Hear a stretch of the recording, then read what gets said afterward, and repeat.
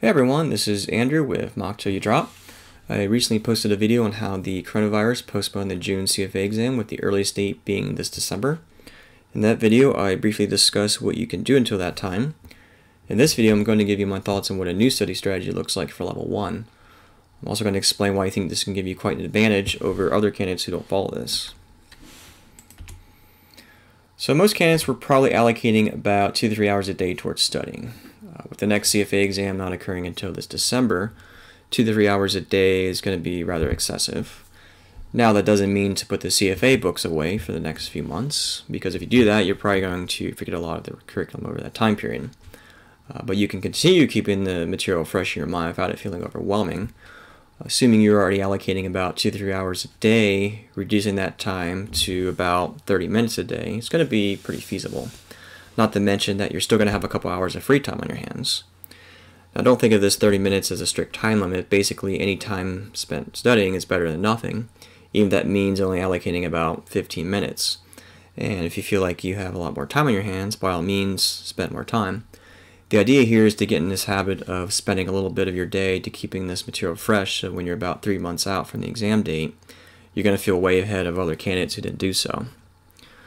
So what do you do for 30 minutes a day? Well, obviously, I would recommend getting through all the readings if you haven't already done so. The nice thing here is that you can really take your time. You could basically take a whole week to get through an entire reading if you want. And as you're going through all the readings, I would make a note of those that you found to be a little more difficult, because you're going to have a lot more time to go back to these areas. And when it comes time to going through these difficult sections or concepts, you want to spend a little more time on these. Even if it takes you an entire 30-minute session to go through one difficult concept, you have the time to do so. And spending the time to make sure you understand the more difficult areas of the curriculum is really going to make a huge difference for you come exam day. So definitely take advantage of this time that you have.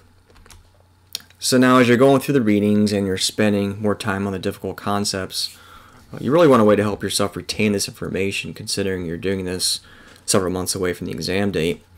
That's why I would recommend creating flashcards. Even if these take you some time to put together, you now have the time. Flashcards are a very effective way to capture the main points of a reading or writing out the difficult concepts in a way that you understand. And the nice thing about flashcards is that they're mobile and an efficient way of getting through the material rather than having to go back to the books. A good rule of thumb is to have a flashcard for every learning outcome statement in the reading, but if that seems to be too much for you, at least create flashcards for the more difficult concepts that you come across. That way you can at least master those before the exam. So sometime around September, October is when you can start increasing your study time. If you can spend the next few months doing what I mentioned above for at least 30 minutes a day, you're going to have quite an advantage over other candidates who have put off studying during that time period. Not to mention, it's going to be much easier for you to transition into a regular 2 to 3 hour study session.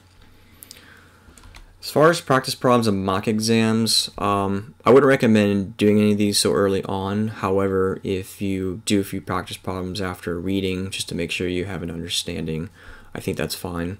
But I would definitely say the bulk of your practice problems and mock exams until you're closer to your exam date.